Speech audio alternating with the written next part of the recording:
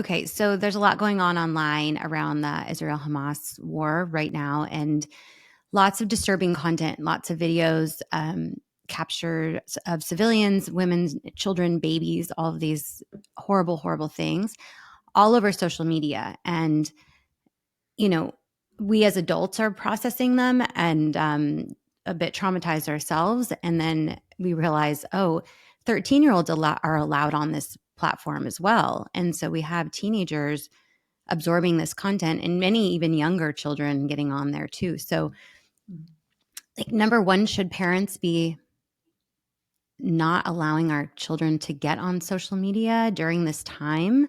Um, I react to this because there was an update from in Israel. Um, Schools were instructing parents to remove TikTok and Snapchat and things from their kids' devices so that they didn't see this content there. So, do you think that could be a good step one for protecting our kids from seeing these things? Absolutely. I think that's a step one. Obviously, there's some kids that have already seen it, Mhm. or they won't, follow the rules and they might go behind their parents' backs. Or what tends to happen is even if your particular kid isn't on social media or they don't go on it, they may get a video message from their friends, or somebody Right, posted it to a group chat. So it's right, kind of hard to escape. right. Um, Certainly, I think that, maybe parents even want to just say, hey, let's retire your phone for the day. Let's just spend the day connecting, talking. If you have questions from something you already saw, or, just introduce the topic that you might see this, and Yeah, here's what you need to know kind of conversations, because right. it's really important that it comes from parents first before they see it. Okay, I think that's number one. If your kids already have social media, they're likely at an age where they're also communicating with their friends. Their friends are on social media, and they're going to hear about this and probably see these things, whether or not they're on social media. Um, and so preparing them, I think, is very, very important, and us communicating it to them first in an age appropriate way. You shared with me earlier in emails ways to introduce and put some perspective on the situation. You shared that there's been conflict in this region since the beginning of time. You shared that the current conflict has been going on for around 80 years. So this is not something that happened out of the blue. And to put that in perspective, like, us as Americans live in a country where we don't have that type of conflict here, and that we are safe and our children are safe. And what we can do is either pray or send love to the people who are suffering. And also take this as an opportunity to educate ourselves and our children about this ongoing conflict in the Middle East, which is not something covered a lot in schools, from what I've heard. That's right. If your kids have already seen something related to this conflict, and how do we address that with our kids when they come to you and they're scared or shocked at what they've seen? Yeah. So the number one thing in situations like this for kids to know is that they're safe. That's, their safety is like at the very bottom rung of Maslow's hierarchy of needs. It's first, it's basic needs, and then the next rung up is safety.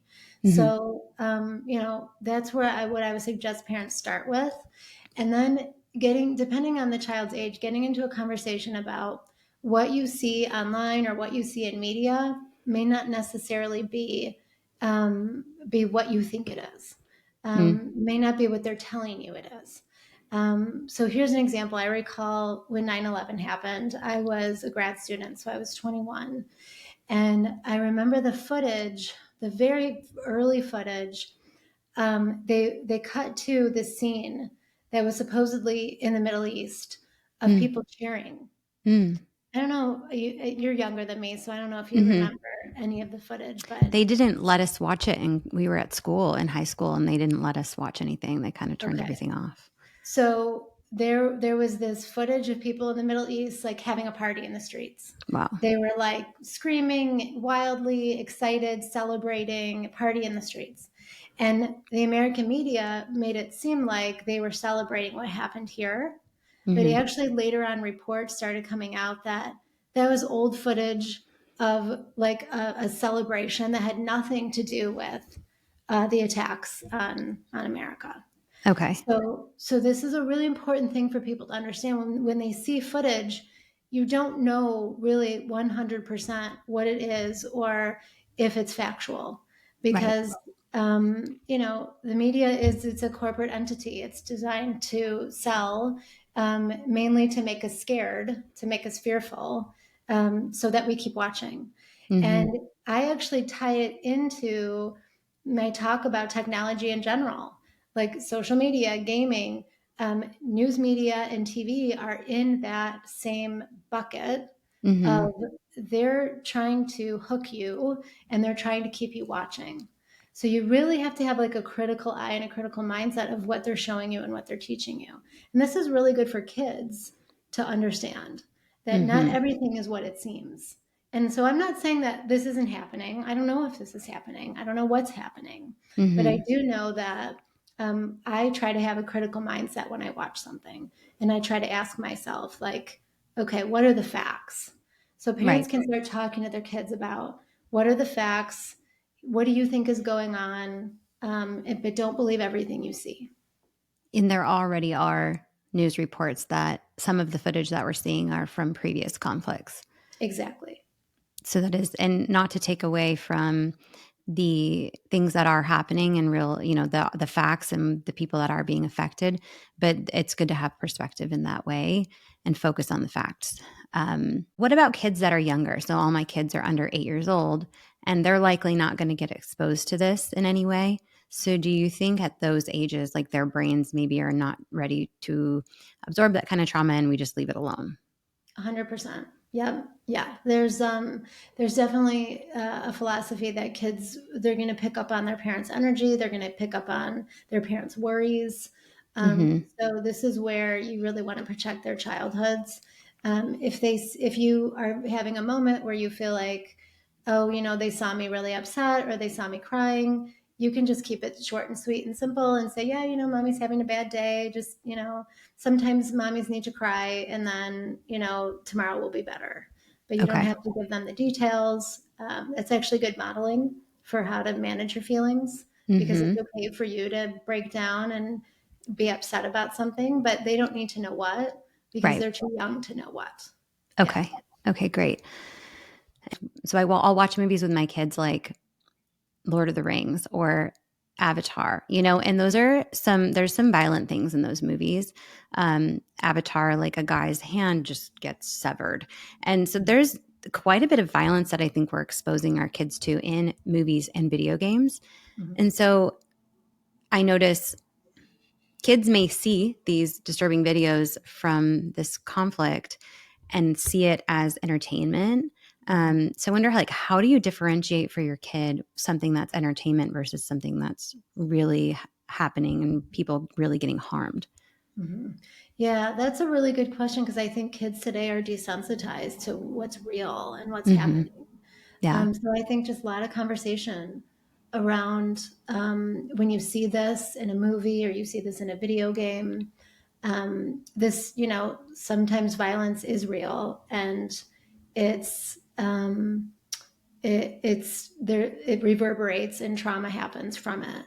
So Hmm. just sort of reminding them that this isn't just fun and games when they are in the middle of, you know, a movie or a video game or whatever, so that they don't get desensitized. Anything that you feel is important to share during this time with parents and helping their kids process what's happening in the world? Yeah, I think, I tend um, to think about faith in times like this, and not so much about, organized religion or what people's particular faith is, but just in the sense of like a higher power, a connection to something outside of yourself that's bigger than you.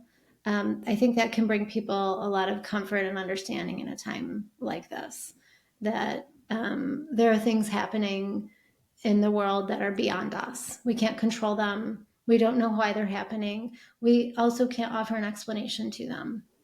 And that's hard for people, because we all want some control over it.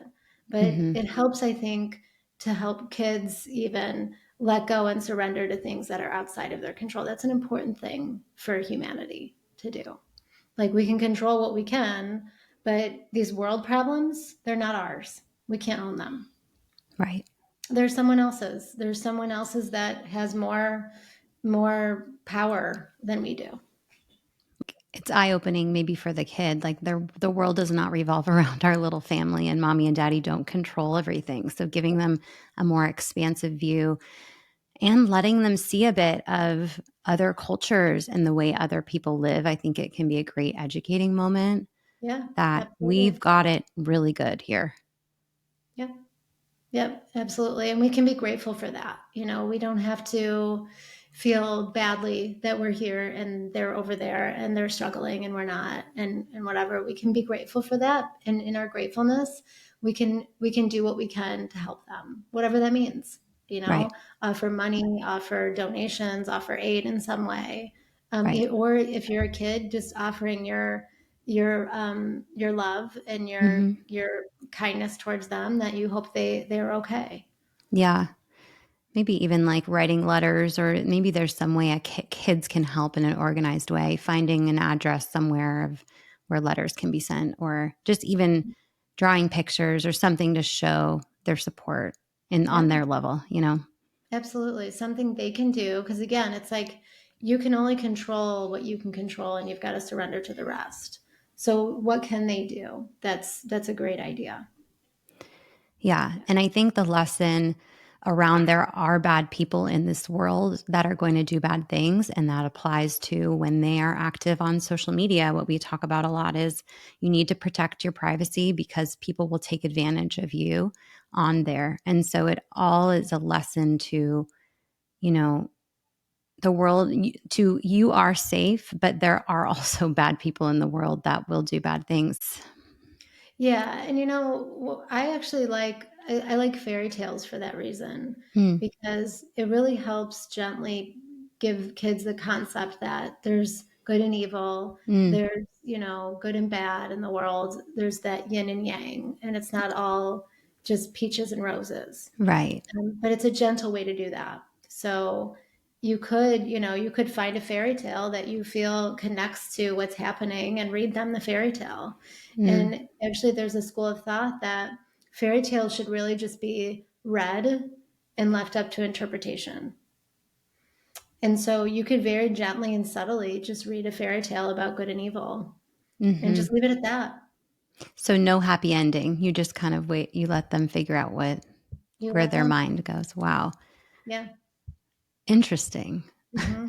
I've never Yeah, and thought their of mind that. will probably go to what you just said, but you won't have to say it. They'll figure that out and they'll come up with it. And because they did, they can accept it more, and it's not scary.